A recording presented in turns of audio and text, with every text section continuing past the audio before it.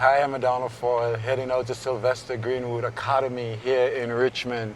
We're so excited. Dubs are making a difference in the community, and we're about to go do some mentorship.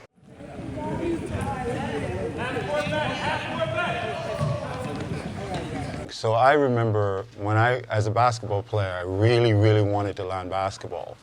But I knew I was behind because I started at age 15. So one of the things that was so important was to find a lot of good coaches and good mentors.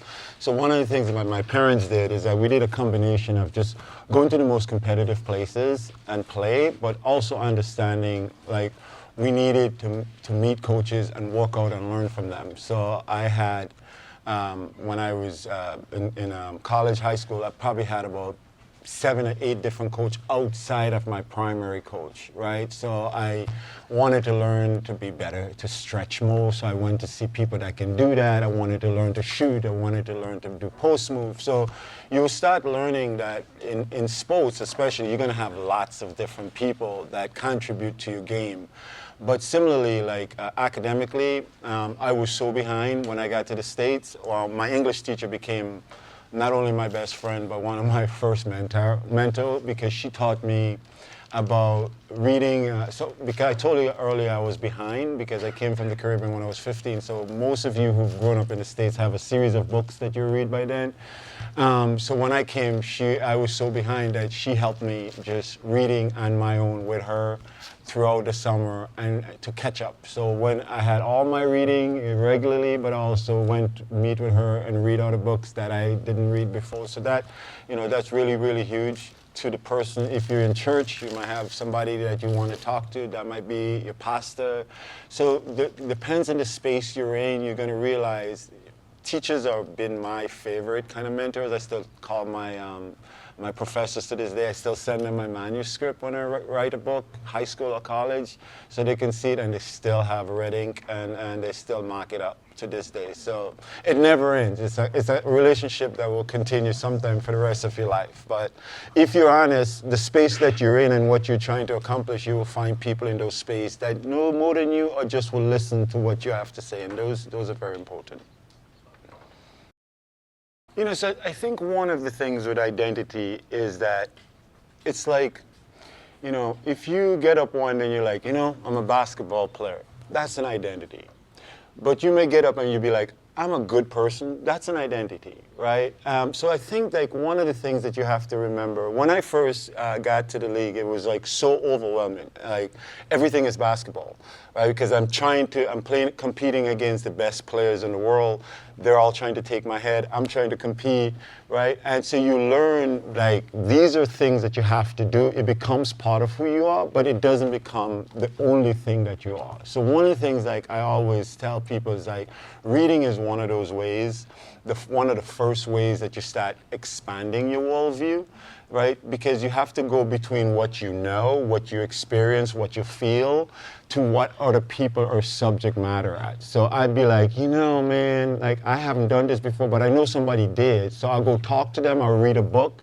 That kind of increase how you see yourself because it's about building layers to who you are. So I always say you might have started off like one piece, but when you start thinking about who you are, it's like every brick of who you are is something that you can expand upon. So you might pass by it at some point. So let's say when you're young, you'd be like, I used to like doing that, but then you went away from it. It's still part of who you are. The question is you have to come back and find it again and keep expanding it. So I call it like, each day you go to school, you learn a subject. That subject is intended to make you better in that thing, and then you go to another subject a little higher in that subject, but each of it is expand your view, so you thinking bigger and differently. And that's how you expand your identity over time, by learning. It's by learning different skills, by becoming a chef, by learning how to cook, by learning how to read, by learning how traveling. Each of these are going to expand who you are. So it's not just big things, it's small ways that will change your personality and your identity. I think first thing I would say, be open to change. One of the hardest thing in our business is that I mean, we have players right now from all over the world. We have 450 basketball players in the NBA, and they are from all over the world. So how are you open to change in your daily life?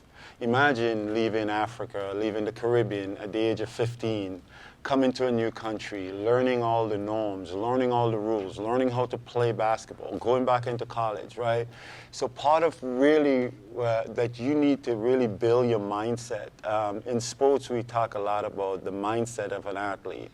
The mindset of a young person, if you have a growth mindset, one in which you really want to learn and really want to push yourself, I mean, just be open to that. I'll tell you, being in a comfortable conversation with somebody you don't know, talk to people you don't know, put yourself in a situation that most people would be afraid of. And I assure you, you're going to grow so much, because those who are afraid to grow is never going to grow at the rate that they need to grow. So you have to be open to that. So if you don't take anything from today, just be willing to grow your mind. Be willing to open yourself to new possibilities. It will put you in a position far above most people you'll meet in your life.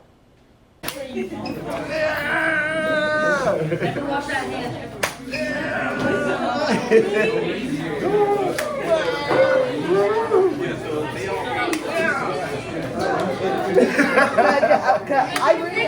want to go.